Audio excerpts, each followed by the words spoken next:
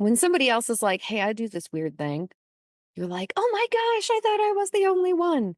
So when you tell a story that can help your ideal client or your dream audience member feel like someone else gets them, that's going to attract them.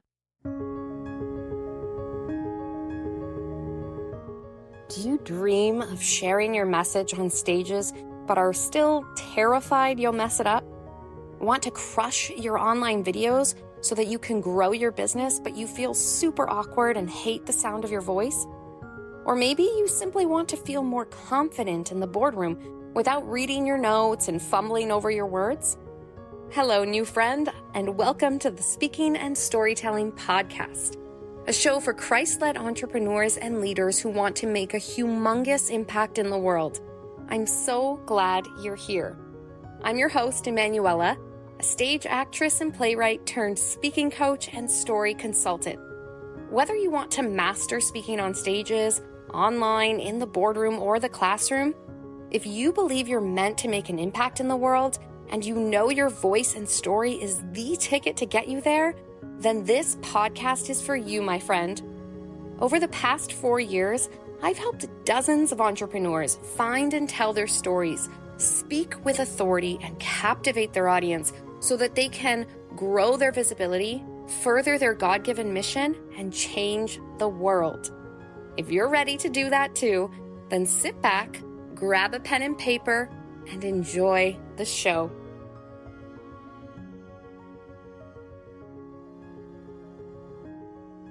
Hello and welcome back. I'm your host, Emanuela Hall, and this is episode 3, How to Tell Your Story to Attract Clients. So let's talk about what I mean by telling your story. First, what do I not mean by telling your story? I don't mean telling your entire life story, because obviously some things have happened in your life that are probably irrelevant to the person you're trying to attract, the potential client that you hope to enter into your world and hopefully inspire and connect with and convert them. I also don't mean telling any old story without any purpose. Okay. I call this an objective. This comes from method acting. And this is basically knowing what you want from your listener. What do you want from the other person in your conversation? So even if you're doing a podcast like this or a video, I always like to think of my audience, my listeners, as another person in a conversation with me. I'm not just speaking at people, but I'm in conversation. Now, yes, you may not be able to hear their responses and hear their words, but you can kind of imagine what they would say. And this comes down to knowing your dream client or your dream audience member. So when it comes to telling your story that's going to attract them, you want to think of what is it in your story that will attract them? And in order to know what will attract them, you have to know them. This is Business 101. If you have been an entrepreneur for any amount of time, you hopefully know who you are hoping to attract. Now, if you don't, that's okay. Maybe you're just starting out. And if you don't, I want you to sit down, pause this episode, get out a piece of paper, and start writing down the person you would love to attract, the person you would love to work with, to help. And I know people get a little bit anxious. I used to too as well with our niche. Like, well, I don't know how old they are and I don't know, what shoe size they are or what kind of coffee they drink in the morning. Rather than all of those things, which those just help you really paint a nice picture of your ideal client or your ideal audience member. But I want you to think of the problems they have, the struggles they have, the dreams they have, and how you uniquely help with those, how your business uniquely helps with those. Okay, so let's assume that you already know this, that you already know who this person is. Here are 3 things that I want you to think about. These are the kind of stories I want you to tell that are going to help attract these clients. Stories that tell them that you are where they are. So once you really know and you get into the heart and the mind and the soul and the spirit of your dream client, you should know where they are in their life, and you should choose stories that are going to illustrate that you get that you've been there, or that you've helped other people who have been there. Because this helps them see that they're not alone. And what do we want to feel more than anything? We want to feel like we belong, like we're normal, like we're not these weird freaks out there. And we all kind of can feel a little weird. And I like to embrace our weird totally as you get to know me on this show. I'm sure you're going to find out all the kinds of weird things because I keep it pretty open and authentic around here. But even in our weirdness, when somebody else is like, "Hey, I do this weird thing," you're like, "Oh my gosh, I thought I was the only one." So when you tell a story that can help your ideal client or your dream audience member feel like someone else gets them, that's going to attract them. Another kind of story you want to think of is stories that tell that you are them. What I mean by that is that you have similar values, you have similar beliefs, you have similar perspectives on the world.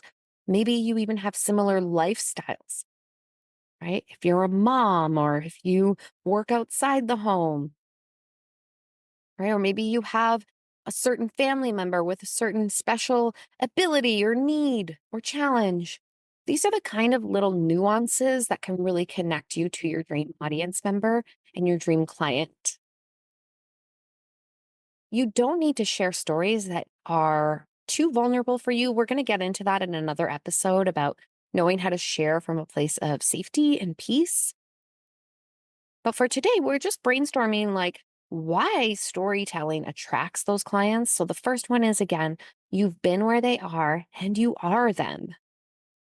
I'm sure you have read an email, watched a video, listened to a show, and you're like, this person is in my head.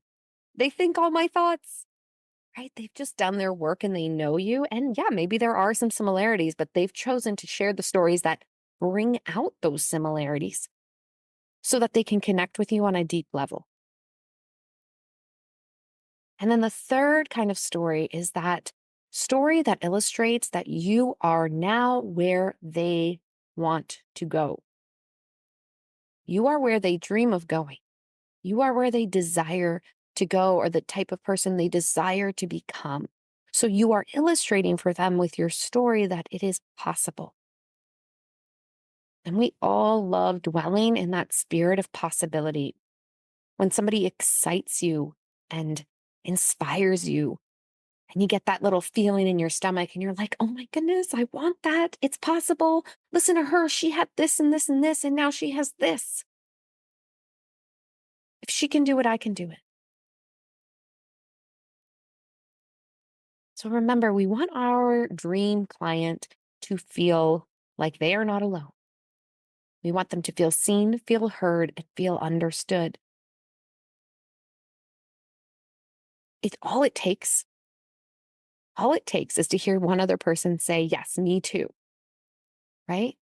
To make people feel more connected. And as soon as they can say, yes, oh my goodness, me too, they're going to be more inclined to take action, to move into your warm space, to move into getting on a call with you, to move into following you on another platform and just becoming a friend, right? Becoming someone who wants to learn more from you. So, right now, if you've already got your dream client down, you know who they are. That's step one. I want you to sit down and I want you to think of stories that have one or two or all of these things, right? That illustrate you were where they are, you are who they are, or you now are where they want to be, who they want to be. Do you have any stories that illustrate one or all of these things? And again, start with the end in mind, with the objective. What is the objective? And stay focused on that. So if your objective is, I want them to hit subscribe on this podcast. Start with that objective. Okay, what story can I tell that is going to really hit home for them, that's going to make them feel like they want to keep listening? If your objective is I want them to buy that book and you're at a live speaking event, tell stories from that book that you know are going to connect to the heart of your listener. If your objective is I want them to buy this program, then when you get on that video or you do that masterclass, let's start with the end in mind. That is the objective. Find some stories that show them how this program is going to get them where they want to go, with you being the model of that, or maybe some of your past clients. Because remember that people move when they feel something. This is the same for buyers, customers, and anybody really that you want to win over, that you want to warm up and bring into your space. So even if you're a leader of a team and you really just want your team to connect with you, how can you show them that you are them? Maybe you didn't always start in that role. Maybe you started in a role that was more similar to where they are now. Because stories, my friend, they unite us. I will say this over and over again. Stories connect us, they unite us. God has given them to us to use as a tool, just like the Lord did in all of his parables, to help us understand what was possible. Because when we feel something, when we feel connected, when we feel, yes, me too, then we move. These are the stories, and this is how storytelling and telling your story can attract clients. You don't need to have it all figured out. You don't need to be this poster child of perfection. If anything, your vulnerability makes them feel safe and feel seen. So you have your homework for today. First, if you haven't yet, find out who that dream client is of yours. And next, write down all the stories. Start literally from the beginning of your life. I do this in my Find Your Story workshop, and I run through this with all of my one-on-one clients. We start with, let's go through your timeline. What are the ups and the downs of your life? And how have they shaped you to now have this amazing business or offer? So many of my clients will walk away being like, wow, I had no idea that time in the third grade where I got made fun of when I went to speak in public has stopped me from wanting to share my voice. Sometimes these kind of things do show up. So I invite you to go through your timeline, maybe set a timer, sit down and meditate and just visualize your lifespan and write down these things, these stories that might come up. And who knows, there might be some connections here. You have your client on one side, you have your life story on the other side. Where do they connect? And how can you use them to, again, show them that you were who they were, you've been where they've been, and you are where they want to go? People love living in possibility. We love living in hope. It's why we love the story of the resurrection. We love the story of Jesus Christ. The true story, of course. But even just hearing those words told over and over every year at Easter, it's like, yes, I want that. Thank you so much for tuning into today's episode of the Speaking and Storytelling podcast. Now, I'd love to hear your voice. What's one thing you learned from today's episode?